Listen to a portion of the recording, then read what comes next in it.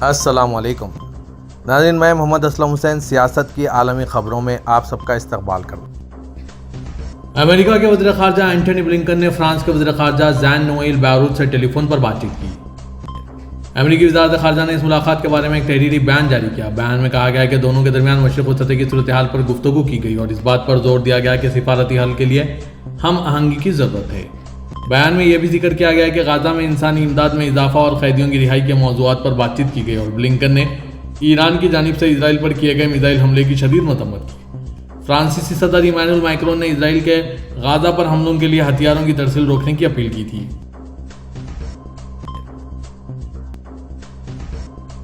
امریکہ کے صدر Joe Biden نے عوامی جمہوریہ چین کی 75ویں سالگرہ کے موقع پر چینی صدر شی جن پنگ کو مبارکباد کا پیغام بھیجا ہے۔ چینی وزارت خارجہ کی جانب سے جاری کردہ بیان کے مطابق جو بائیڈن نے امریکی عوام کی طرف سے چینی عوام کو ملک کی 75ویں سالگرہ پر مبارکباد پیش کرتے ہوئے کہا کہ امریکہ اور چین کے درمیان پچھلے چند سالوں سے تجارت، اقتصادی، سلامتی اور ٹیکنالوجی کی مسابقت، جنوبی چین کے سمندر میں خود مختاری کے تنازعات سے لے کر تائیوان کے مسئلے تک بہت سے اختلافات پر مشتمل ایک تناؤ کا تعلق قائم ہے۔ واضح ہے کہ امریکہ اور اس کے اتحادیوں فلپائن، جاپان، آسٹریلیا اور نیوزی لینڈ نے جنوبی چین کے سمندر میں فوجی مشق کی، جبکہ چین نے 1 اکتوبر کے بعد ہفتہ قومی دن کے دوران اسی علاقے میں اپنی فوجی مشق کا انتظام کیا تھا۔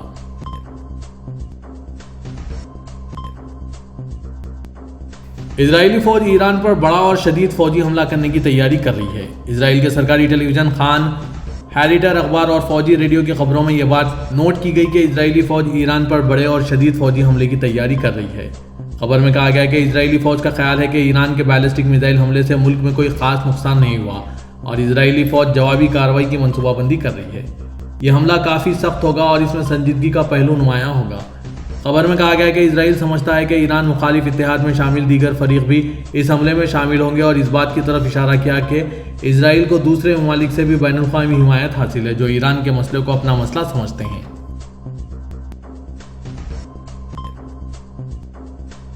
اسرائیلی وزیر اعظم بنیامین نتنیاہو نے کہا ہے کہ ایران کے حالیہ حملے کا جواب دینا اسرائیل کا حق ہے اور وہ اپنے طریقے سے ایسا کرے گا۔ اسرائیلی وزیر اعظم بنیامین نتنیاہو نے قوم سے اپنے خطاب میں کہا ہے کہ ایران نے 2 بار ہماری سرزمین اور ہمارے شہروں پر سینکڑوں میزائل داغے جو کہ تاریخ کے سب سے بڑے بیلسٹک میزائل حملوں میں سے ایک ہے۔ دنیا کا کوئی بھی ملک اپنے شہروں اور شہریوں پر ایسے حملوں کی اجازت نہیں دے گا اور اس کا اطلاق اسرائیل پر بھی ہوتا ہے۔ یہ ہمارا فرض ہے کہ ہم ملک کا دفاع کریں اور ان حملوں کا جواب دیں اور ہم ایسا ہی کریں گے۔ وسطی غزہ کی پٹی کے شہر دیر البلا میں بے گھر افراد کی پناہ گاہ اور مسجد پر اسرائیلی حملوں میں مرنے والوں کی تعداد بڑھ کر 21 ہو گئی ہے۔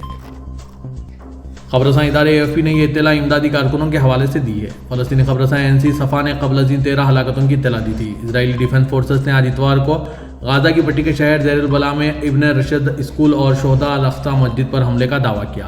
اسرائیل کا کہنا ہے کہ یہ فلسطینی تحریک حماس کا کمانڈر سینٹر رہا ہے۔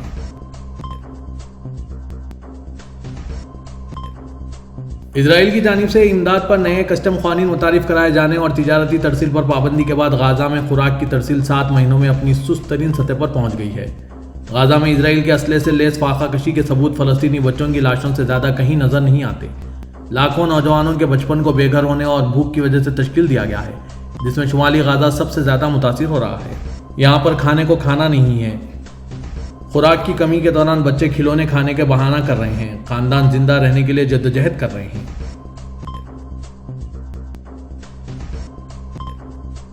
لبنانی تحریک حزب اللہ کے جنگجوؤں نے منارہ کی اسرائیلی بستی کے نزدیک اسرائیلی فوجیوں کی سرحد پار کرنے کی کوشش کو ناکام بنا دیا۔ حزب اللہ نے ایک بیان میں کہا ہے کہ تحریک کے جنگجوؤں نے منارہ کی بستی کے نزدیک دشمن کے ٹھکانوں پر حملہ کیا۔ پریس سروس کے مطابق اسرائیلی ایمبولنس سروسز حملے کے مقام سے زخمیوں اور ہلاک شدگان کو نکال رہی ہے۔ بلیدہ کی سرحدی بستی میں سرحد پار کرنے کی کوشش کو ناکام بنایا گیا۔ بیان میں کہا گیا کہ دشمن افواج کے ایک دستے کے خلاف توپ خانے سے حملہ کیا گیا، جس سے وہ اپنی اصل مقام پر پیچھے ہٹنے پر مجبور ہو گئے۔ بیروت کے جنوبی علاقے الزاحیہ میں گزشتہ درمیانی شب پر تشدد و خوفناک بمباری کی گئی۔ اسرائیلی طیاروں نے وہاں کے کئی علاقوں پر درجنوں حملے کیے، جس کے بعد الزاحیہ دھوئیں کی لپیٹ میں ہے۔ دریاسنا اطلاع ملی ہے کہ لبنان کے واحد بین الاقوامی ہوائی اڈے کو ملانے والی ایک سڑک پر شدید بمباری کی گئی، جس کے نتیجے میں کئی مقامات پر آگ لگ گئی۔ میڈیا کا مزید کہنا ہے کہ اسرائیلی فوج نے 30 سے زیادہ حملے کیے۔ ان حملوں میں ہارا حریق، السفیر، المریجہ، الغبیری، برج البراجنہ اور شوفیات العمریسیہ کے علاقوں کو نشانہ بنایا گیا۔ بتایا گیا کہ ایئرپورٹ روڈ پر حملوں میں غبریلی بلدیہ کی عمارت کو نشانہ بنایا گیا. اس کے علاوہ ایک دواساز کمپنی کو نشانہ بنایا جس کی وجہ سے علاقے میں آگ بھڑک اٹھی. ذرائع نے اس بات کی بھی تصدیق کی کہ اسرائیلی ڈرون اب بھی دارالحکومت بیروت اور اس کے جنوبی مضافات پر پرواز کر رہے ہیں، جبکہ انہوں نے وضاحت کی کہ ہوائی اڈہ اب بھی کام کر رہا ہے. انہوں نے مزید کہا کہ مشرق السطح ایئر لائنز واحد کمپنی ہے جو ہوائی اڈے کے قریب چھاپوں کے باوجود پروازیں چلا رہی ہے. برطانیہ کے وزیر خارجہ ڈیوڈ لیمی نے اسرائیل کی جانب سے لبنان میں ایک ہسپتال اور طبی عملے پر حملے کو شدید تشویشناک قرار دیا. لیمی نے social media platform X پر اپنی پوسٹ میں کہا کہ اسرائیل کی طرف سے لبنان میں طبی مراکز اور معاون عملے پر حملے کی خبریں شدید تشویشناک ہیں. انہوں نے تمام فریقین سے بین الاقوامی انسانی حقوق کے قوانین کے مطابق عمل کرنے کا مطالبہ کرتے ہوئے کہا کہ ہمارا ہدف یہ ہے کہ دونوں طرف فوری جنگ بندی کو یقینی بنایا جائے تاکہ اسرائیلی اور لبنانی شہری اپنے گھروں کو واپس جا سکیں. لبنانی سرکاری ایجنسی NNA نے اطلاع دی تھی کہ اسرائیل نے شہید صلاح غندور اسپتال کے کیمپس اور اس کے ارد گرد 4 گولوں سے نشانہ بنایا. اسپتال کی جانب سے جاری کردہ بیان میں کہا گیا کہ حملے کے نتیجے میں زیادہ تر شدید زخمی ہیں، جن میں عملے کے 9 افراد بھی شامل ہیں. حملے کے بعد اسپتال کے عملے کو نکال لیا گیا ہے.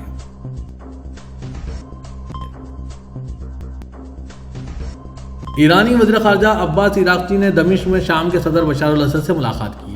ایران کے سرکاری ٹیلی ویژن کی خبر کے مطابق گزشتہ روز اسرائیلی حملوں کی زد میں بیروت کا دورہ کرنے والے عراقچی وفد کے ہمراہ شام کے دارالحکومت دمشق پہنچے. عراقچی جنہوں نے دمشق میں اپنے شامی ہم منصب بسام صبا اور وزیر اعظم محمد غازی الجلالی سے ملاقات کی. شام کے صدر اسد نے بھی انہیں شرف و ملاقات بخشا. بتایا گیا کہ دونوں ممالک کے حکام نے ملاقاتوں کے دوران مختلف علاقائی اور بین الاقوامی امور پر بھی تبادلہ خیال کیا.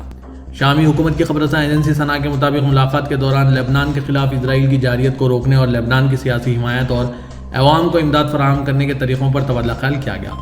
ایرانی وزیر خارجہ عراقچی نے کل اسرائیلی حملوں کی زد میں ہوئے بیروت میں لبنان کے وزیر اعظم نجیب میقاتی اور لبنانی پارلیمنٹ کے اسپیکر نبی بیری سے بھی بات چیت کی ہے. اسرائیل کے پبلک براڈ کاسٹر کان کی طرف سے کیے گئے ایک نئے سروے کے مطابق تقریباً 86% اسرائیلیوں کا کہنا ہے کہ تباہ کن تنازع کے خاتمے کے بعد وہ غزہ کی پٹی کے قریب بستیوں میں نہیں رہیں گے. سروے میں 6 لاکھ اسرائیلی شامل تھے اور صرف 14% نے کہا ہے کہ وہ غزہ سے متصل علاقوں میں رہنے پر غور کریں گے.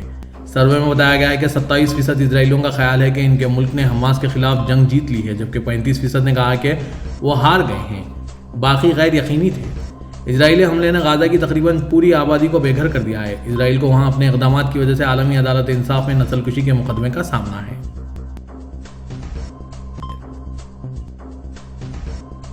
سعودی وزیر خارجہ شہزادہ فیصل بن فرحان نے ریاض میں اپنے فرانسیسی ہم منصب جین نیول بارود سے لبنان کی صورتحال پر تبادلہ خیال کیا. سرکاری خبر رساں NCSPA کے مطابق فرانسیسی وزیر خارجہ سرکاری دورے پر سعودی عرب پہنچے.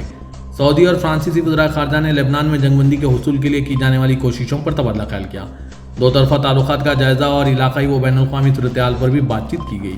واضح کہ گزشتہ روز سعودی وزیر خارجہ شہزادہ فیصل بن فرحان اور مصری ہم منصب ڈاکٹر بدر العاطی نے ٹیلی فون پر رابطہ کر کے خطے کی صورتحال خصوصاً لبنان میں بگڑتی ہوئی صورتحال اور اسرائیل فلسطین تنازع پر تبادلہ خیال کیا تھا. دونوں وزراء خارجہ نے لبنان میں اسرائیل کی بڑھتی ہوئی کشیدگی پر گہری تشویش کا اظہار کیا اور حالیہ بحران کے دوران لبنانی عوام کے ساتھ اپنے ممالک کی جانب سے یکجہتی کا اظہار کیا. انہوں نے زور دیا تھا کہ لبنانی ریاست اپنے تمام علاقوں پر اپنے اختیار اور خود مختاری کو مکمل طور پر استعمال کریں. بین الاقوامی سپورٹ کے ساتھ وہ بحران سے مؤثر طریقے سے نمٹنے کے قابل بنیں. سعودی عرب میں کسٹم سروس فیس کے حوالے سے نئے ضوابط پر عمل درآمد کا آج اتوار 6 اکتوبر سے آغاز ہو گیا ہے. نئے ضوابط کے مطابق ایکسپورٹ پر کسٹم سروس فیس ختم، جبکہ امپورٹ کے لیے فیس کا تناسب کم کر کے اسے 0.15% کیا جا رہا ہے. کسٹم ضوابط میں بھی رعایت دی جائے گی. سبق نیوز کے مطابق بیرون ملک سے انفرادی طور پر آن لائن خریداری پر کسٹم ڈیوٹی اور دیگر فیسوں میں کمی کا اعلان کیا گیا تھا، جس کے مطابق وہ اشیاء جن کی مالیت 1000 ریال سے زیادہ نہیں، ان پر کسٹم فیس صرف 15 ریال وصول کی جائے گی. نئے کسٹم ضوابط کے مطابق کسٹم سروسز کی فیسوں میں کمی کی گئی ہے، جن میں بیرون ملکت سے امپورٹ کیے جانے والے سامان کی کسٹم انسپیکشن، کسٹم ڈیٹا کے معائنے کی فیس، سامان کی اسکیننگ اور سیمپل کے لیبارٹری چیکنگ کی مد میں تمام فیسوں کو ختم کر دیا گیا. کسٹم اتھارٹی کا کہنا ہے کہ امپورٹرز کو سہولت فراہم کرنے کے لیے نئے ضوابط کی منظوری دی گئی ہے، جن پر عمل درآمد 6 اکتوبر یعنی آج سے کیا گیا. سعودی وزارت تعلیم کی سرپرستی میں آج اتوار کو تمام سرکاری و نجی اسکولوں میں ٹیچرز ڈے منایا گیا. سبق ویب سائٹ کے مطابق وزارت تعلیم نے اپنے صدر دفتر ریاض میں کل ہفتے کو سعودی اور چینی ٹیچروں کی شرکت سے ٹیچر ڈے کی تقریب کا انعقاد کیا ہے۔ تقریب کے دوران وزارت تعلیم کے مختلف دفاتر کے سربراہوں نے اس دن کی اہمیت کو اجاگر کیا اور طلباء میں ٹیچر کے احترام کا شعور بیدار کرنے پر زور دیا۔ تقریب سے چینی ٹیچر زینگ زوئی نے خطاب کرتے ہوئے خوشی کا اظہار کیا اور تمام طلباء کے لیے کامیابی کی امید ظاہر کی۔ ٹیچرز ڈے کی مناسبت سے مختلف سرکاری و نجی اسکولوں کے طلباء اپنے ٹیچروں کو تحائف پیش کر کے اپنی محبت کا اظہار کیا۔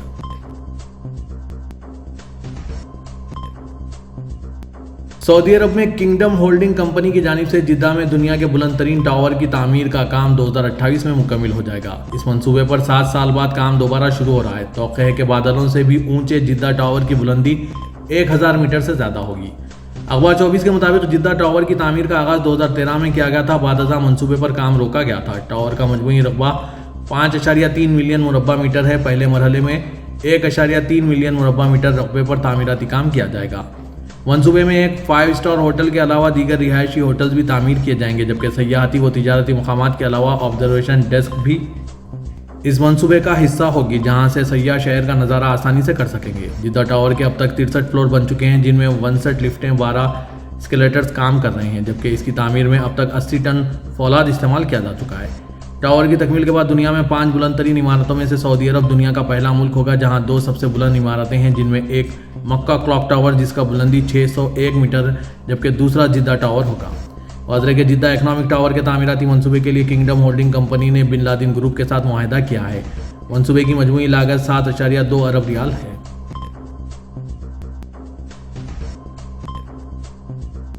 صدر ترکی رجب طیب اردوغان نے کہا ہے کہ ترکی اپنے تمام وسائل کے ساتھ غزہ کے بھائیوں کے ساتھ کھڑا رہنے کا عزم رکھتا ہے۔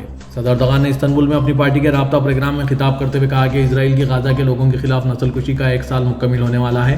گزشتہ 364 دنوں میں 17,000 سے زائد بچوں، ہزاروں عورتوں، بوڑھوں، عام شہریوں، ڈاکٹروں اور صحافیوں کو بے رحمی سے شہید کیا گیا ہے، جبکہ پوری دنیا کے سامنے 50,000 کے قریب معصوم لوگوں کا قتل ہوا ہے۔ صدر اردوغان نے کہا کہ بین الاقوامی قانون، بنیادی انسانی حقوق اور آزادی، جنگ کے قوانین، انسان اور انسانیت کے تمام قدریں پامال کی گئی۔ 360 مربع کلومیٹر کے اندر کوئی بھی جرم، کوئی بھی بربریت نہیں بچی، لیکن وہ کچھ بھی کریں، وہ غزہ کے لوگوں کے مزاحمتی عزم کو توڑ نہ سکیں گے۔ غزہ کے بھائی تمام مشکلات کے باوجود 364 دنوں سے صہیونی جارحیت کے خلاف بہادری سے لڑ رہے ہیں۔ اردوغان نے فلسطین کے بہادر بیٹوں کے لیے اپنا خیر سگالی کا پیغام بھیجا اور کہا کہ ترکی اپنے تمام وسائل کے ساتھ غزہ کے بھائیوں کے ساتھ کھڑا رہے گا۔ اردوغان نے کہا کہ اسرائیل کے لبنان پر حملوں کے بعد سب سے طاقتور رد عمل دینے والے ممالک میں ترکیہ شامل ہے۔ اسرائیلی حکومت کے تمام علاقوں کو خون میں ڈبونے کے لیے جو گندے منصوبے ہیں، ان کی شناخت کرنے والا اور ان کے نتائج کے بارے میں انسانیت کو متنوع کرنے والا بھی ترکی ہے۔